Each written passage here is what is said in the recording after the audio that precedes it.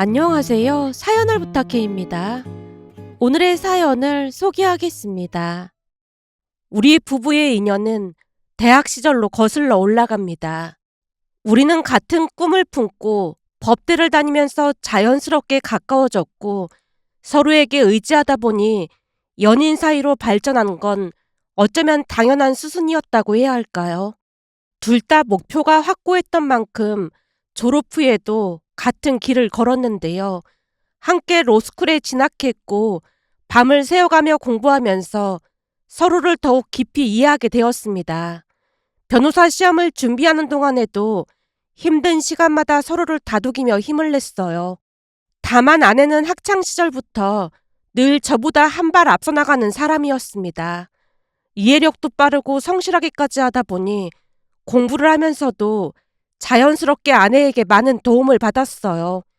결국 변호사 시험에서도 아내가 먼저 합격의 기쁨을 누렸고 얼마 지나지 않아 저도 합격을 했습니다. 그리고 양가 부모님은 이때다 싶었는지 결혼을 서둘렀는데요. 우리 역시 이미 오래전부터 결혼을 결심했던 터라 망설일 이유가 없었습니다. 그렇게 우리는 결혼이라는 또 하나의 새로운 여정을 시작하게 되었어요. 결혼 후에도 우리는 꾸준히 일을 해나갔습니다. 출산 후 육아 부담이 있긴 했지만 다행히도 양가 어머님이 적극적으로 도와주셨어요. 처음에는 양가 어머님이 서로 부딪히진 않을까 걱정도 되었지만 두 분 다 워낙 배려심이 깊으셔서 큰 갈등 없이 조율해 나가셨습니다. 덕분에 우리는 변호사로서 경력을 이어가면서도 아이 걱정을 덜 수 있었어요. 어느 날은 어머니에게 조용히 말을 꺼냈습니다. 엄마, 저번 주에 장모님 감기 몸살 때문에 고생 많으셨죠? 죄송해요. 몸이 아파서 그런 건데 죄송할 게 뭐가 있어. 그런 일 있을 때마다 우리가 알아서 잘 조율할 테니까 걱정할 거 없어. 그리고 유진이가 퇴근하면서 홍삼을 사다 주던데 유진이는 볼수록 참 속이 깊은 애야. 내 친구 며느리는 의사라고 했잖니. 근데 의사라고 그렇게 유세를 떨면서 무시한다잖아. 근데 유진이는 그런 게 전혀 없고 미안하고 고마운 걸 표현해 주는 게 참 고맙다니까. 저번에 하윤이가 넘어진 적이 있었잖니. 그게 표시는 안 났지만 어찌나 눈치가 보이던지 내가 유진이한테 이실직고를 했거든. 그랬더니 유진이가 웃으면서 하는 말이 어머님 그런 일이야 수시로 일어나죠. 어머님이나 되시니까 이렇게 잘 키워주시는 거죠. 어머님 아니었으면 일할 엄두도 못 냈을 거예요. 항상 감사하고 죄송해요 그러더라니까. 그 말 듣는데 순간 울컥했지 뭐니. 당연한 건데요 뭐. 제가 대수롭지 않게 대답을 하자 어머니가 나무라듯 다시 입을 뗐어요. 그게 어떻게 당연해. 내 친구 그 의사 며느리는 방방 뛰면서 난리를 쳤다잖니. 결국 내 친구가 더럽고 치사해서 손주 안 봐준다고 했다더라고. 근데 들어보니 요즘 그런 며느리들이 한둘이 아니래. 난 유진이가 내 며느리인 게 그저 고맙다니까. 어머니가 한참 동안 아내 칭찬을 하다가 장모님으로 화제를 바꿨습니다. 거기다 사부인도 어찌나 예의가 바르신지 부딪히고 할 것도 없다니까. 아무리 봐도 니들은 천생연분이야 천생연분. 그날 어머니 말을 들으며 다행이란 생각이 들었습니다. 처가에는 장인어른께서 일찍 돌아가시는 바람에 장모님과 처제가 함께 살고 있는데요. 남자는 저뿐이라 자연스럽게 처가에 자주 들르게 되었고 장모님과 처제를 챙기려 노력했습니다. 그러다 보니 장모님이 저를 많이 의지하셨어요. 집안에 크고 작은 결정이 필요할 때면 언제나 제게 의견을 구하셨고 최대한 신중하게 답을 드리려 노력했습니다. 그렇게 우리 가족은 크고 작은 일들을 함께하며 지냈고 특별한 문제 없이 평온한 일상이 이어졌어요. 아내와 저는 큰 문제 없이 평온한 일상을 이어갔지만 장모님에게는 걱정이 하나 있었는데 바로 처제 문제였습니다. 결혼 생각이 없다며 처제가 단호하게 선언했거든요. 처제가 처음부터 결혼에 뜻이 없었던 건 아니었어요. 대학을 졸업하자마자 대기업에 입사했고 직장 생활에 적응할 무렵 회사 선배의 소개로 한 남자를 만났는데요. 두 사람은 서로에게 호감을 느꼈고 1년 넘게 연애를 이어갔습니다. 남자의 스펙도 좋고 하다 보니 장모님도 흐뭇해하셨고 저 역시 몇 번 만나서 밥도 먹고 술도 마셨는데요. 오직 저만이 그 사람을 탐탁지 않아 했다고 해야 할까요? 같이 만나서 이야기를 하다 보니 자격지심 같은 게 있다는 걸 느꼈거든요. 하지만 처제가 그 사람을 워낙 좋아하는 눈치여서 별다른 말을 하진 않았습니다. 남녀 문제라는 게 쉽게 끼어들 수 있는 문제가 아니라고 생각했으니까요. 그런데 어느 날 처제에게 갑작스러운 이별이 찾아왔습니다. 처제의 전남친 한동윤이 이유도 제대로 설명하지 않은 채 이별을 통보했다고 했어요. 그날 처제가 술에 취해 아내에게 전화를 했고 처제가 말한 곳으로 갔더니 처제는 이미 만취 상태였습니다. 아내가 놀란 채 처제에게 물었어요. 수진아, 이게 무슨 일이야? 대체 왜 헤어지자고 한 건데? 아내의 물음에 처제는 그냥 차였다는 말만을 할 뿐이었습니다. 물론 그때 처제는 힘들었겠지만 저는 잘된 일이라고 생각했는데요. 남자가 볼 때 한동현 그 사람은 좋은 사람 같아 보이지 않았으니까요. 그날 이후 처제는 힘든 나날들을 보냈는데요. 어느 날은 처제에게서 또다시 연락이 와서 아내와 함께 나갔더니 술을 마시던 처제가 놀라운 말을 꺼냈습니다. 언니, 한동현 그 인간 진짜 인간 말종이었어. 그게 무슨 소리야? 아내가 걱정 가득한 표정으로 처제를 바라보자 처제가 한숨을 내쉬며 말을 이어갔습니다. 갑자기 헤어지자고 했어. 아무리 생각해봐도 뭔가 이상한 거야. 그래서 친구랑 같이 그 인간 뒤를 캤거든? 그랬더니 글쎄 다음 달에 결혼을 한다네? 뭐? 결혼? 너랑 헤어졌는데 누구랑 결혼을 한다는 말이야? 순간 아내가 아리송한 표정으로 처제와 저를 번갈아가며 바라보고 있었는데요. 저 또한 처제 말이 선뜻 이해가 되지 않았기에 처제에게 물었습니다. 처제, 그러니까 한동현 그 사람이 다음 달에 결혼을 한다고? 처제랑 헤어진 지 한 달밖에 안 지났잖아. 그러니까 기가 막히다는 거죠. 그래서 곰곰이 생각해봤더니 그동안 조금 이상하긴 했어요. 주말에 연락이 안 될 때도 많았고 밤에도 연락이 거의 안 됐어요. 설마 유부남이었다 그런 말은 아닌 거지? 내가 볼 때는 유부남 같아 보이진 않던데. 제 입에서 그 말이 튀어나오고 말았는데요. 변호사로서 소송을 맡다 보면 유부남인 줄 모르고 만나는 사람도 정말 많았거든요. 제 질문에 처제가 고개를 가로저으며 입을 뗐어요. 그런 게 아니라 유부남은 아닌데 양다리를 걸치고 있었다네요. 양다리라니? 그러니까 저랑은 1년을 사귀었잖아요. 근데 그 예비 신부랑은 2년을 사귀었다네요. 그 말 듣는데 진짜 어이가 없어서 말이 안 나오더라고요. 근데 그걸 어떻게 알았어? 설마 한동윤을 다시 만난 거야? 제가 사색이 된 채 처제를 바라보자 힘겹게 입을 열었습니다. 우연히 결혼 소식을 전해 듣고 뭔가 이상하다는 생각이 들어서 내 친구가 예비 신부 SNS를 찾아냈거든요. 그랬더니 웨딩 사진을 잔뜩 올려놓고는 만난 지 2년 만에 결혼에 꼬린이라고 써있더라고요. 그래서 한동현한테 문자를 보냈어요. 결혼식 가서 깽판 치기 전에 사실대로 말하라고요. 그랬더니 한동현이 그날 바로 회사 앞으로 찾아와서는 한 번만 봐달라고 빌어대더라고요. 처제, 그러다 해코지라도 당하면 어쩌려고 그 인간을 혼자 만나고 그랬어. 저도 모르게 버럭 외쳤는데요. 처제가 걱정하지 말라는 듯 손을 내저으며 입을 뗐습니다. 형부, 그래서 사람 많은 카페에서 만났으니까 걱정하지 마세요. 암튼 한동현한테 캐물었는데 양다리를 걸친 게 맞더라고요. 그래서 그 인간 면상에 냉커피를 들이붓고는 잘 먹고 잘 살라고 했어요. 그랬더니 그 인간이 가만히 있었어? 지은 죄가 있으니까 계속 빌어대더라고요. 들어보니까 예비 신부네 집이 꽤 부자인가 봐요. 그러면서 하는 소리가 저를 사랑하는 마음이 더 큰데 부모님이 예비 신부를 더 좋아해서 어쩔 수 없다는 개소리를 하더라고요. 그래서 꺼지라고 하고 왔어요. 근데 제가 화가 나는 건 그 인간이 양다리를 걸쳤다는 걸 전혀 의심조차 하지 못했다는 거예요. 저 진짜 한심하죠. 처제가 아내와 저를 번갈아가며 바라봤는데요.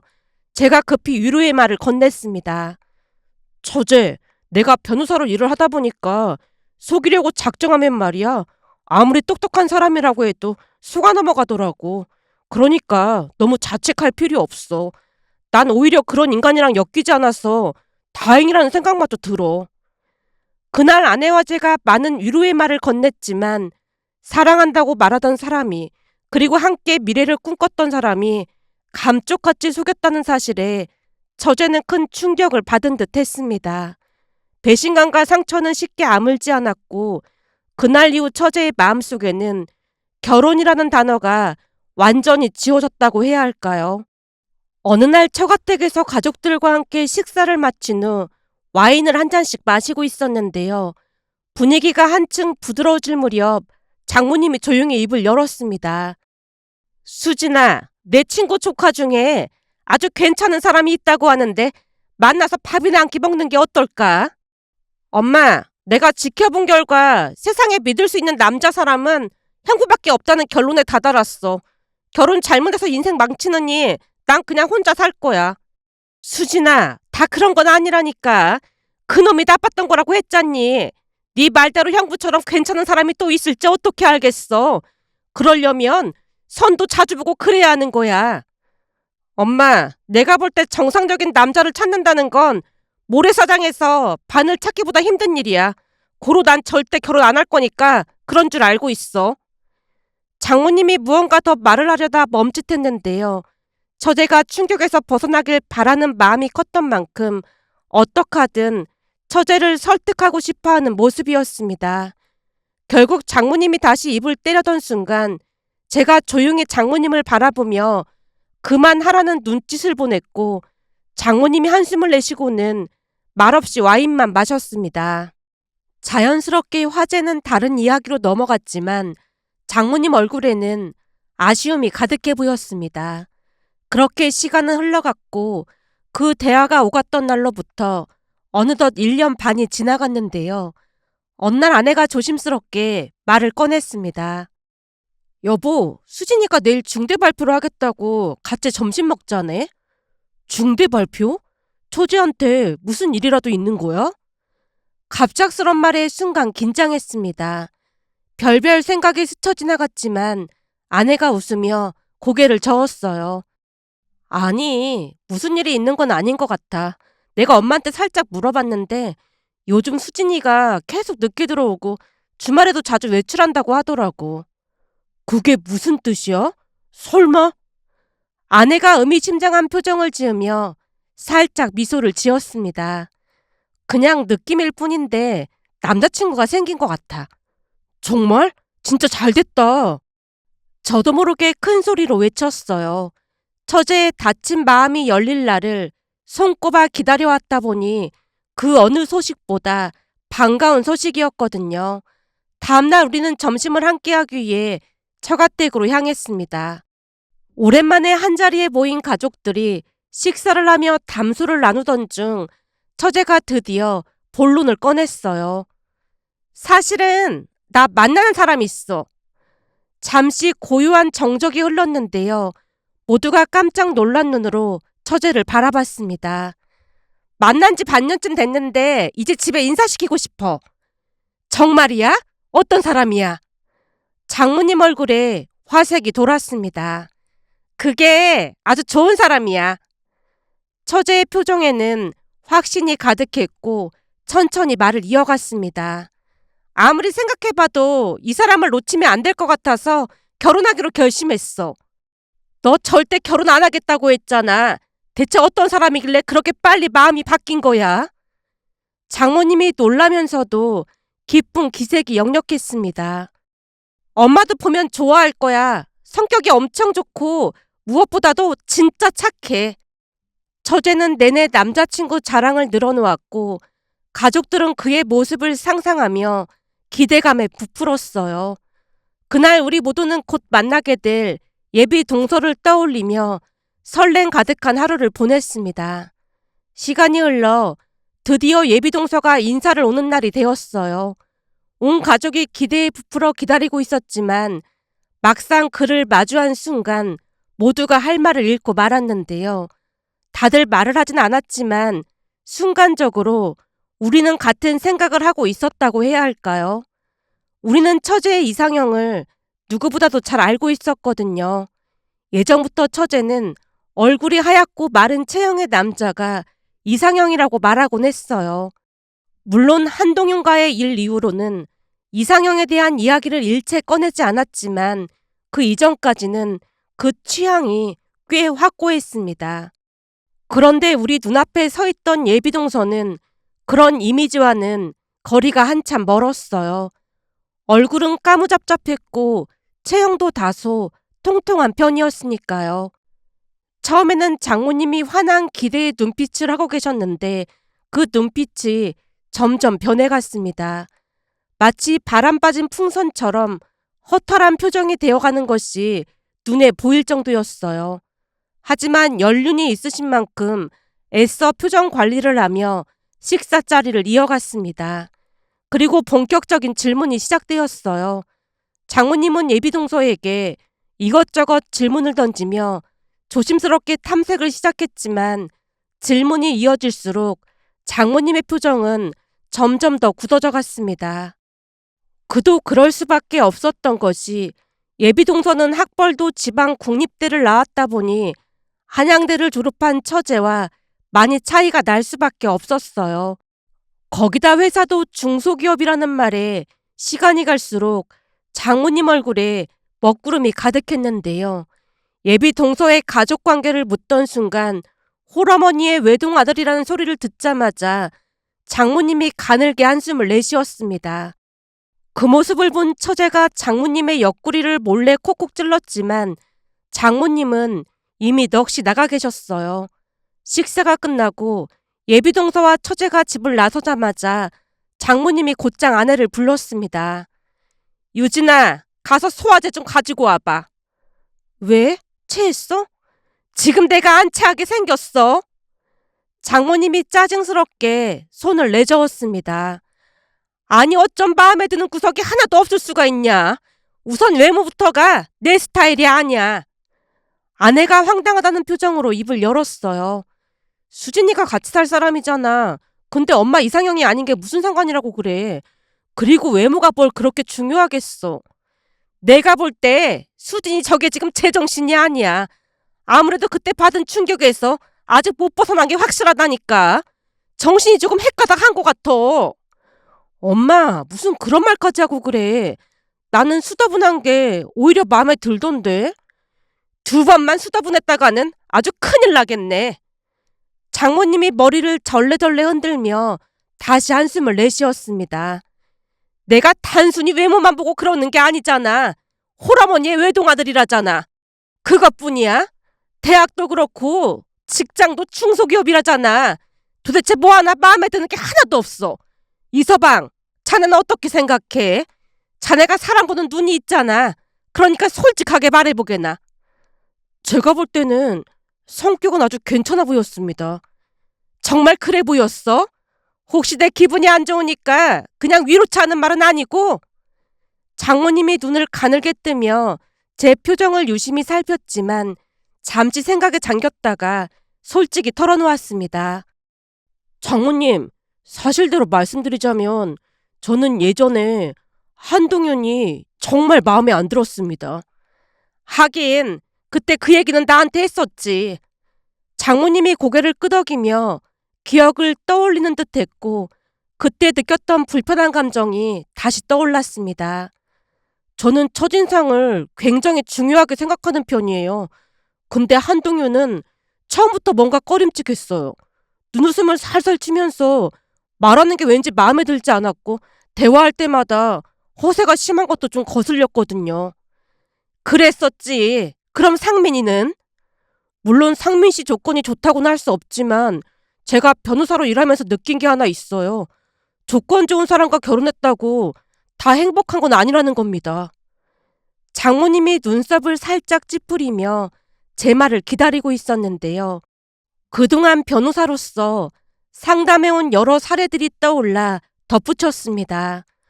얼굴이 잘생겨서 결혼했더니 남자가 바람둥이라 허구한 날 바람 피우는 사람도 많았어요. 어느 날은 말로만 듣다가 직접 마주했더니 누가 보더라도 잘생긴 얼굴이더라고요. 근데 그러면 뭐 하겠어요? 그 잘생긴 얼굴 때문에 하루가 멀다 하고 바람 피우고 다녔어. 그 남편 아내는 정신과 치료까지 받고 난리도 아닌데 잘생긴 얼굴이 뭐가 중요하겠어요. 차라리 착한 남편 만나서 마음 편히 사는 게 훨씬 낫죠. 그리고 학벌 좋고 직장 좋은 남편 만났는데 시어머니가 시집살이를 너무 혹독하게 시켜서 결국 상담받으러 오는 사람들도 많았어요. 그런 거 보면서 결혼은 정말 신중해야 한다는 생각이 들었습니다. 그럼 자네 말은 상민이는 그런 걱정이 안 된다는 건가? 네.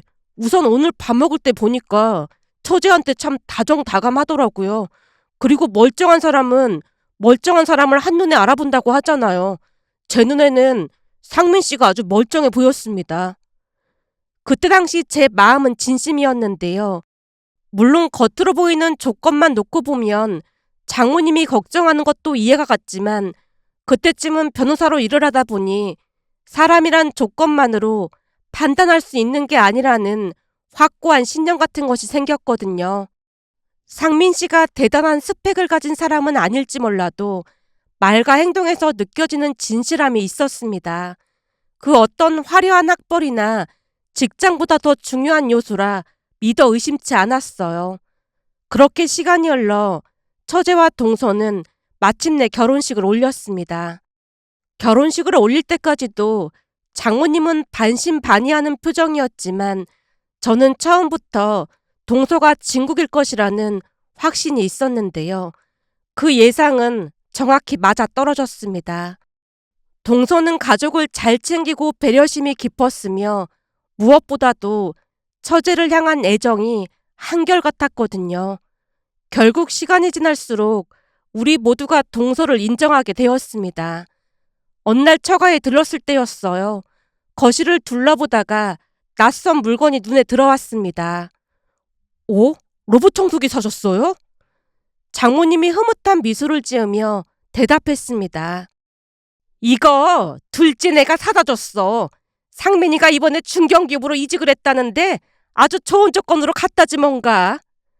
그때쯤 장모님은 동서를 상민이라 부르며 막내 아들 대하듯 했는데요. 동서가 워낙 살갑다 보니 시간이 지날수록 많이 예뻐했습니다. 제게는 의지를 많이 했고 동서한테는 막둥이 대하듯 했다는 말이 맞을 것 같습니다. 장모님 기분이 좋아 보이는 틈을 타 웃으며 말했어요. 정말 잘 됐네요. 장모님, 제가 처음부터 괜찮은 사람이라고 말씀드렸잖아요. 그러게 말이야. 자네 말 안 듣고 반대했으면 큰일 날 뻔했지 뭔가. 그제야 장모님이 동서를 완전히 받아들이셨다는 걸 실감할 수 있었습니다.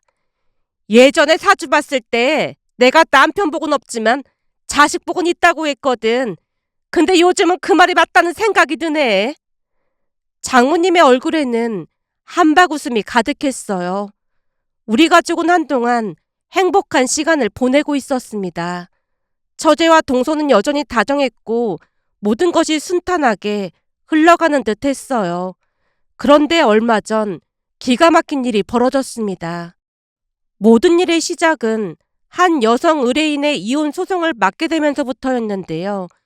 그녀는 남편의 부정이기 때문에 이혼을 결심했고 저는 그 소송을 담당하게 되었습니다. 당연히 소송을 진행하기 위해서는 확실한 증거가 필요했기에 의뢰인의 배우자가 바람을 피우는 결정적인 사진과 녹음 파일을 확보한 상태였어요. 문제는 사진을 넘겨받아 확인하던 순간 정신이 멍할 수밖에 없었는데요.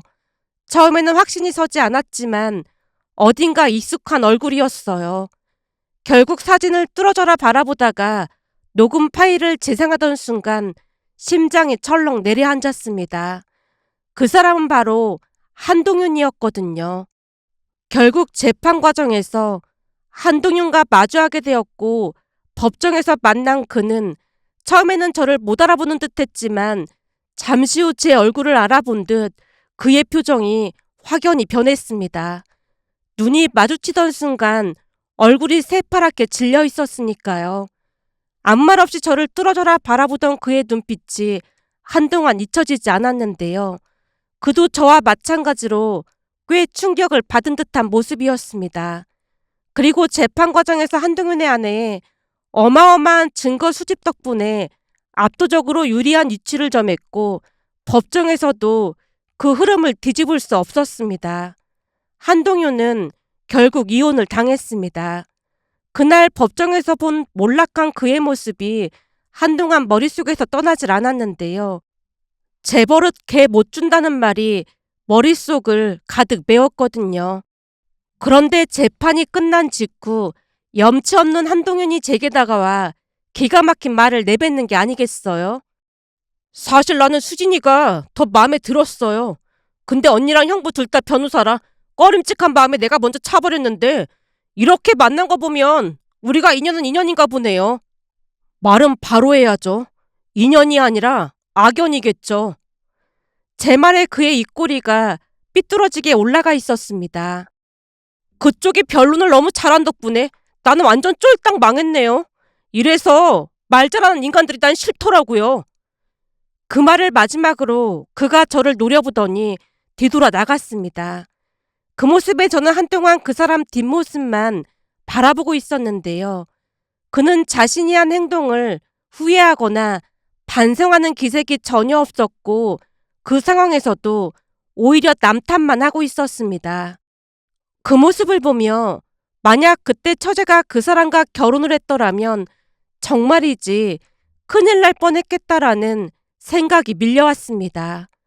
그러면서 사람을 볼 때 겉만 보고 판단하면 안 된다는 것을 다시 한번 깨달은가 동시에 착하고 마음 따뜻한 동서에게 고마운 마음과 함께 세상에 이런 사연도 있을까 싶어 이렇게 글 남겨봅니다. 오늘의 사연은 여기까지였습니다. 즐겁게 보셨다면 구독, 좋아요 부탁드립니다. 고맙습니다.